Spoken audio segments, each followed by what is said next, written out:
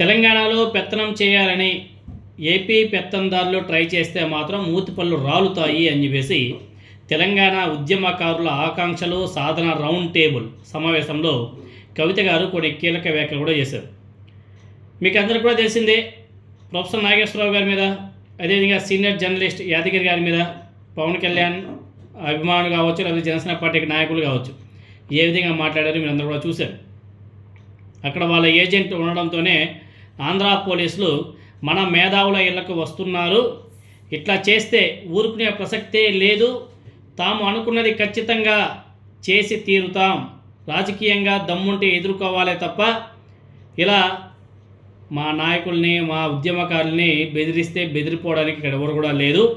ఆంధ్రాలో రాజధాని కట్టుకోవడం చేతగానే దద్దమ్మలు తెలంగాణకు వచ్చి నవనిర్మాణం చేస్తాడట అని చెప్పేసి పవన్ కళ్యాణ్ గారిని కవిత గారు సీరియస్గానే వార్నింగ్ ఇచ్చింది.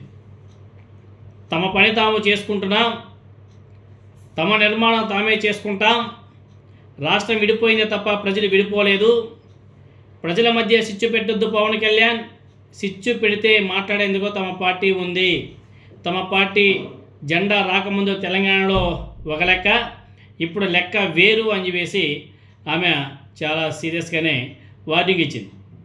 తమతో పెట్టుకుంటే మంచిగా ఉండదు, ఇది వరకు ఒకసారి పెట్టుకుంటే రాష్ట్రం వచ్చింది, ఈసారి మూతి పళ్ళు రాలి పడుతాయని చెప్పేసి కూడా ఆమె తీవ్రంగా హెచ్చరికలు ఇవ్వడం జరిగింది. కావున తమ ప్రజల్ని మేధావుల్ని తక్కువ చేసి మాట్లాడడం, లేనిపోని సాంస్కృతిక పెత్తనం తమపై రుద్దాలని అనుకుంటే పరిణామాలు చాలా తీవ్రంగా ఉంటాయి.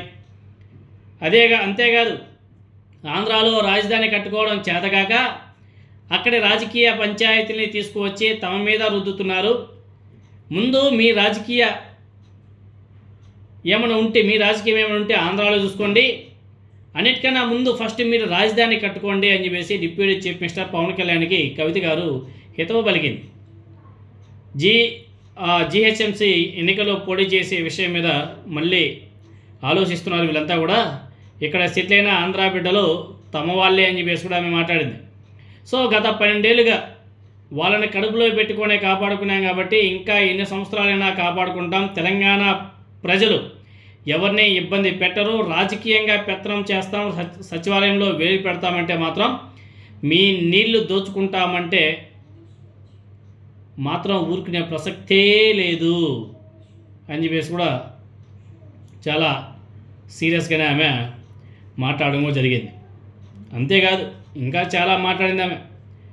అక్కడ వర్షం పడితే సచివాలయంలో నీరు కారుతాయి, ఏపీ హైకోర్టు నడవడానికి కూడా ప్లేస్ ఉండదు, ఫస్ట్ మీ కథ మీరు చూసుకోండి అయ్యా, తర్వాత కంటే మా కథ మళ్ళీ చూసుకుందరు, కానీ అక్కడ మిమ్మల్ని ఎవరు కూడా దేకలేదు, కానీ ఇక్కడికి వచ్చి మమ్మల్ని మీరు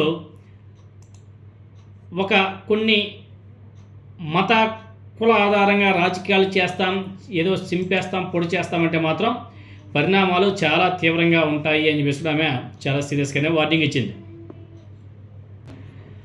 అదేవిధంగా పవన్ కళ్యాణ్ గారి తీరు మీద ఏపీ ప్రజలు కూడా మండిపడుతున్నారు. ఇక్కడ అధికారం చేపట్టే 2 ఏళ్ళు అయింది, ఇచ్చిన హామీలను నెరవేర్చలేకపోయారు, ఫీజు రీంబర్స్మెంట్ బకాయిలు పేరుకుపోయాయి, ఆరోగ్యశ్రీ ఆగిపోయింది, డిఎస్ఏ కుంభకోణం, ఎరువులు మద్దతు ధరలు లేక రైతులు గోదిస్తున్నారు, కాపు నేస్తం లాంటి పథకాలు అటకెక్కిపోయాయి, మెడికల్ కాలేజీల పనులు ఆగిపోయాయి, నాడు నేడు పనులు ఆగిపోయాయి, ఇటువంటివి ఎన్నో సమస్యలు ఆంధ్రప్రదేశ్లో ఉంటే వీటి సంగతి చూడకుండా పక్క రాష్ట్రంలో సభ నిర్వహించడం ఏంటి పవన్ కళ్యాణ్ గారు? ఇక్కడ ప్రతి నెల 1000 కోట్ల అప్పులు చేసుకొస్తున్నాడు మీ చంద్రబాబు నాయుడు గారు, మీ ప్రభుత్వం. అప్పు వస్తే కానీ ప్రభుత్వం నడవని పరిస్థితి, 2 సంవత్సరాల్లోనే 3 లక్షల కోట్లకు పైగా అప్పులు తీసుకొచ్చేసారు మీరు. ఇక్కడే ఇలా ఏడుస్తుంటే మీరు వెళ్ళి పక్క రాష్ట్రంలో సవాలు పెడతాం, అక్కడ రాజకీయం చేస్తామంటే ఎలా పవన్ కళ్యాణ్ గారు అని చెప్పేసి ఏపీ ప్రజలు మండిపడుతున్నారు. ఎన్నికల ముందేమో ఇక్కడ మైక్ పట్టుకొని ఊగిపోయి ఊగులాటలో ఏవైతే ఉన్నాయో అవన్నీ కూడా ఇప్పుడు ఏమైపోయాయి.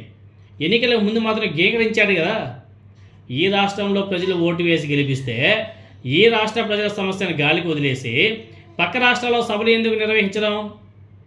దానికి డబ్బులు ఎవరు ఇస్తున్నారు? జనసేన అనేది జాతీయ పార్టీ కాదు కదా. ఒకవేళ జాతీయ పార్టీగా మార్చి దేశం మొత్తం మీద అన్ని రాష్ట్రాల్లో సభలు నిర్వహిస్తే మంచిదే, కానీ ఇక్కడ పవన్ కళ్యాణ్ని నమ్మి ఓటు వేసిన ప్రజలకు ముందుగా న్యాయం చేయాలి కదా.